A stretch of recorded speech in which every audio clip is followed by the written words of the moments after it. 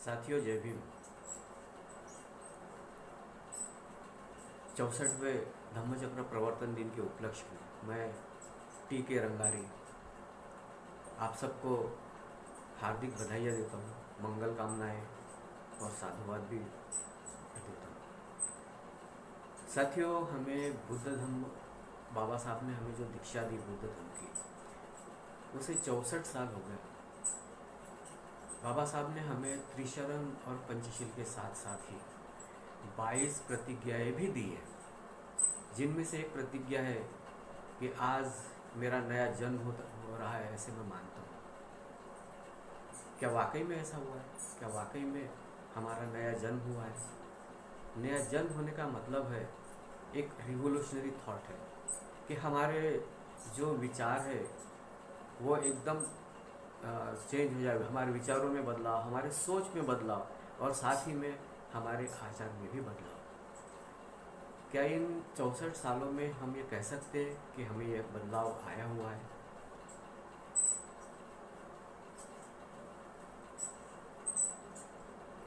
शायद ये कहना थोड़ा सा मुश्किल ही है। हमें बाबा साहब ने ये बुद्ध धम्म की ही दीक्षा क्यों दी? उनको बाबा साहब को और भी लोगों ने अप्रोच किया है, जैसे कि सिख धर्मी है या मुस्लिम पंथी। उन्हें पता था कि ये यदि हमारे तरफ यदि आते हैं तो इनका जो लाखों का जो हम इनका मतलब फॉलोअर है, इनके अनुयायी है, वो हमारे धर्म में आ जाएंगे और हमारा ताकत बढ़ जाएगी। मगर बाबा साहब ने कुछ सोचकर ही ये धर्म लिया हुआ है, क्योंकि उन्हें पता है कि बुद्ध धर्म ही ऐसा है जो मानवतावादी धर्म है। ये किसी भी जात पात, लिंग, वर्ण, रंग भेद, ऊंच नीच, अमीरी गरीबी, इस किसी भी भेदभाव से परे होकर यह धर्म सभी को समानता की शिक्षा देता है। बुद्ध ही दुनिया में ऐसे पहले व्यक्ति थे जिन्होंने समता का संदेश पहुंचाया है, ये हम सभी जानते हैं। मगर आज की परिस्थिति क्या है? क्या माहौल है आज? क्या हम कह सकते हैं कि उस समता स्थापन हुई है? बाबा साहब ने ये भी कहा था कि मैं भारत बुद्धमय करूँगा। बुद्धमय करूँगा इसका मतलब ये है कि इस देश में सभी मतलब स्वातंत्र, समता, बंधुता, ये सभी को इक्वली मिले, समानता से मिले, सभी एक लेवल पर आ जाए, जन्म से हम सभी एक जैसी है वैसे भी आए। तो मगर हम इसमें देखते क्या है कि माहौल कैसा है इस वक्त देश का भी। अभी जैसे है दलित, आदिवासी, अल्पसंख्यक, मजदूर, किसान, महिलाएं, युवा, इनका क्या हाल है? अभी भी दलित, अल्पसंख्यक, आदिवासियों पर अन्याय और अत्याचार उसी ढंग से हो रहे हैं जैसे सदियों से चलते आ रहे हैं। महिलाओं पर भी काफ़ी अत्याचार हो रहे हैं। आज का प्रशासन या यहाँ की जो एस्टेब्लिश्ड जो सामाजिक रचना है, वो तो कहती कि महिला अस्मिता की बात करती है, मगर क्या हो रहा है? महिलाओं पर अत्याचार, बलात्कार बढ़ते ही जा रहे हैं। रेप होता है फिर भी नहीं हुआ कहा जाता है। अभी हाथरस कांड यदि आप ले तो उसमें तो एक नया ही ट्रेंड एस्टेब्लिश हुआ है कि जो बलात्कारी पीड़ित जो थी, जो मर गई, उसका परस्पर अंतिम संस्कार कर दिया गया। उसके फैमिली को भी मतलब वो बॉडी उन्होंने नहीं दी। मतलब कि जीते जी तो अत्याचार हुआ ही है, मरने के बाद भी वो अत्याचार, ये एक नया प्रकार का ट्रेंड शायद हो सकता है स्थापित। मतलब आज़ाद भारत की इस प्रकार की ये शायद पहली ही घटना हो सकती है। उसी प्रकार मजदूरों का शोषण होते जा रहा है। देखिए, इतने में जो कुछ मजदूरों के मतलब पार्लियामेंट में या इधर उधर जहाँ भी कुछ बिल्स पास हुए, उसमें लगता है कि काफ़ी मजदूरों का शोषण हुआ। यहाँ के जो किसान हैं, किसान पर तो दोहरी मार है। एक तो कुदरत की मार है, ऊपर से सरकार की मार है। कुदरत किसानों पे भी काफ़ी अत्याचार हो रहा है। किसान उनकी आत्महत्याएं, इवन हम जो महाराष्ट्र जैसी ये स्टेट है, यहाँ भी वो प्रमाण उनका काफ़ी सालों से बढ़ती जा रहा है। यहाँ युवा जो है, युवाओं में बेरोजगारी ये भी चरम सीमा पर है। इतने मतलब इवन जो तांत्रिक टेक्निकल एजुकेशन लिए हुए जो भी युवा है, इंजीनियर्स है या अच्छे पढ़े लिखे जिन्होंने डिग्री ली हुई है सही ढंग से, लेकिन बेरोजगारी का उनमें काफ़ी प्रमाण बढ़ते जा रहा है। मतलब ये दूसरी बात ये भी हो रही कि हमारी जो अर्थव्यवस्था है वो कितने रसातल में जा रही है।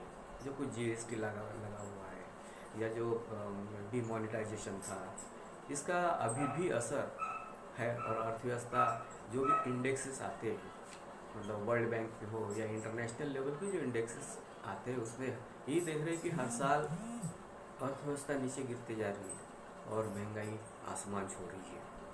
जो कॉमन मैन है उसका तो जीना ही मुश्किल है। जो हमारे हेल्थ प्रॉब्लम्स है, हेल्थ प्रॉब्लम्स भी बढ़ते जा रहे हैं। शिक्षा का तो पूरी तरह से राजनीतिकरण, बाजारीकरण हो गया। सारे कारपोरेट जो हायर एजुकेशन है कारपोरेट्स के हाथों में भेज दी जा रही है।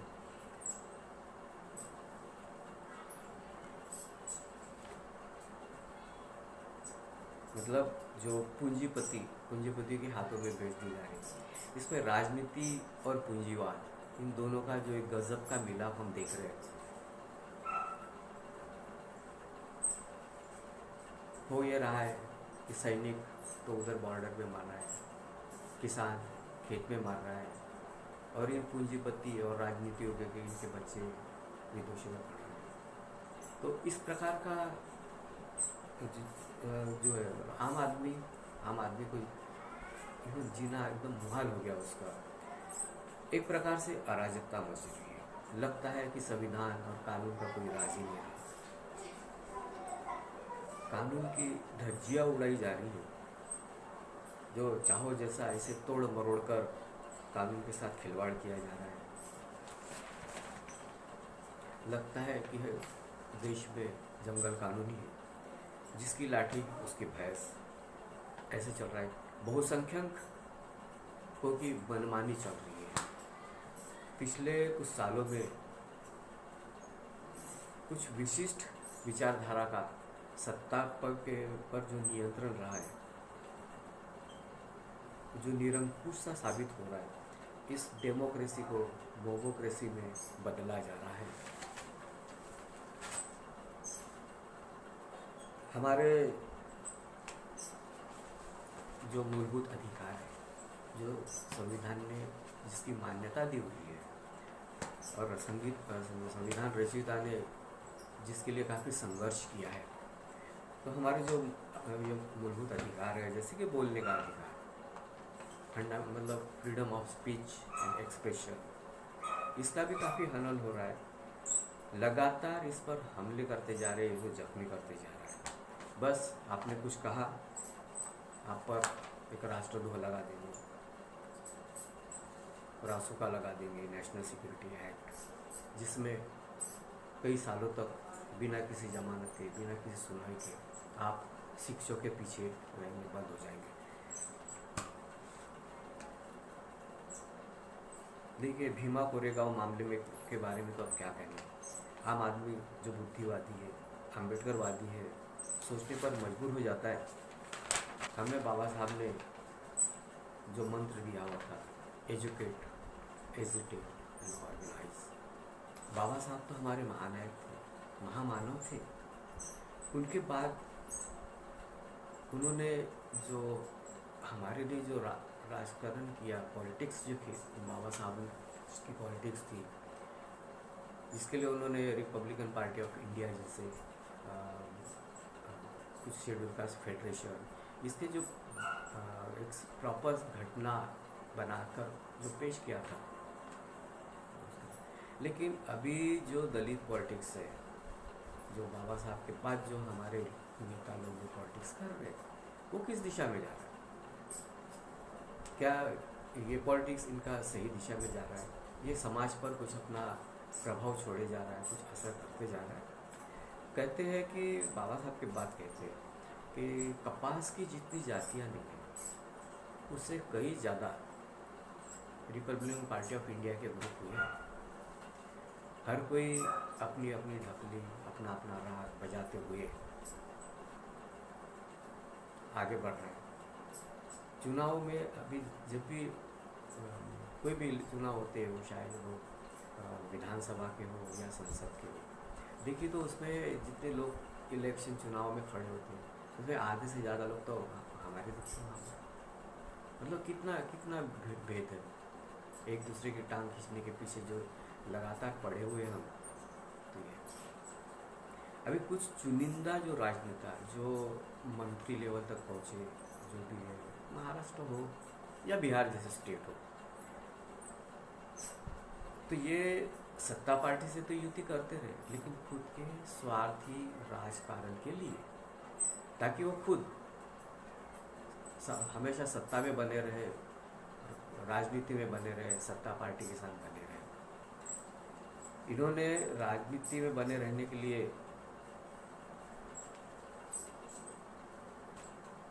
जो भी मतलब अपने स्वार्थ के लिए जो किया है, लेकिन इन्होंने अपने समाज के इस दलित राजनीति को किसी भी सांचे में ढालने में ये असफल रहे। ये भी कह सकते हैं कि जो गैर दलित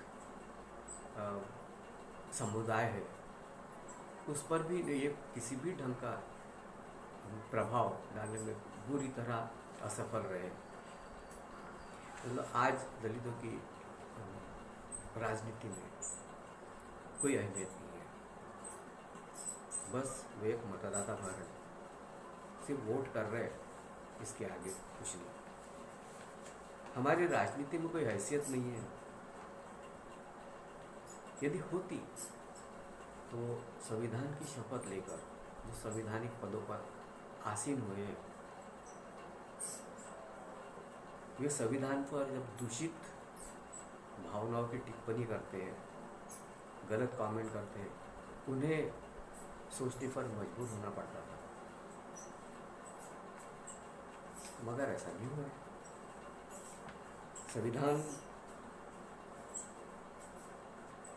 इसकी वजह बाबा साहब ने कहा था कि संविधान का सही ढंग से अमल होने के लिए, उसके सक्सेसफुल होने के लिए कुछ उसके पूर्व लक्ष्य प्री रिक्विजिट्स उन्होंने बताए हुए, उसमें एक है संविधानिक नैतिकता, कॉन्स्टिट्यूशनल मॉरलिटी। ये तो लगता है कि आज किसी में है नहीं, किसी भी राजनेता में ये कॉन्स्टिट्यूशनल मॉरलिटी ये है नहीं। मतलब संविधान पर जो अलग अलग संविधान का ढांचा, उसका स्ट्रक्चर जैसे का वैसा बरकरार रखते हुए भी कुछ प्रोसेस में जो चेंजेस ला रहे, बदलाव ला रहे, जो कि समाज के लिए या सर्वसाधारण जो समाज है, दलित, अल्पसंख्यक, महिलाएं, इनके लिए अनुकूल नहीं है, इनके लिए प्रतिकूल है। लेकिन वो एक संविधान को बरकरार रखते हुए प्रोसेस करते हुए ला रहे हैं। जैसे कि आप कह सकते हैं कि प्रश्नकाल को सभी अभी के जो संसद का अधिवेशन हुआ था उसमें प्रश्नकाल को स्थगित कर रहे हैं, विरोधी पार्टी को बोलने ही नहीं देना, बिलों को अनाप शनाप जबरदस्ती उन्होंने मंजूरी देके पास कर दिया। तो इस ढंग का जो है, क्योंकि इसमें कॉन्स्टिट्यूशनल मॉरलिटी टोटली ख़त्म हुई है ही नहीं। साथियों, इस देश में अलग अलग पार्टियां, जब से देश को स्वतंत्रता मिली हुई है, अलग अलग पार्टियां राज करती हुई आई हैं। अभी इस सत्ता के आसमान पर कोई भी छाया हो, मगर हमारे लिए तो ये हमारे सितारे हमेशा गर्दिश में ही रहे। सत्ता किसी की भी हो, उनका मानसिक मतलब जो विचारधारा जो थी वो एक ही है, सवर्ण विरुद्ध अवर्ण। और ये हमेशा इसी ढंग से काम करते रही है। किसी एक शायर के शब्दों में मैं कहना चाहूँगा, कत्ल हुआ हमारा इस तरह किश्तों में, कत्ल हुआ हमारा इस तरह किश्तों में, कभी कातिल बदल गया, कभी खंजर बदल गया। साथियों, इस देश में दो विचारधाराएं हैं, एक राइट और दूसरी लेफ्ट, और दोनों भी एकदम दो छोर पर है, दोनों भी अलग अलग एंड पर है। और हमें जो बुद्ध का विचार मिला हुआ है वो मध्यम मार्ग है। तो हमें ना तो राइट चाहिए ना लेफ्ट चाहिए, हमें हमारा विचार चलाते हुए जो बुद्ध ने कहा है कि middle path is the golden path, तो हमें ये मध्यम मार्ग अपनाकर उसका चुनाव करना है। तभी हमारे जीवन में बदलाव आ सकता है और हमारा वाकई में नया जन्म हो सकता है। तो इसी के साथ मैं विराम दूंगा। पुनः एक बार आप सबको धम्मचक्र प्रवर्तन दिन की शुभकामनाएं। नमो बुद्धाय।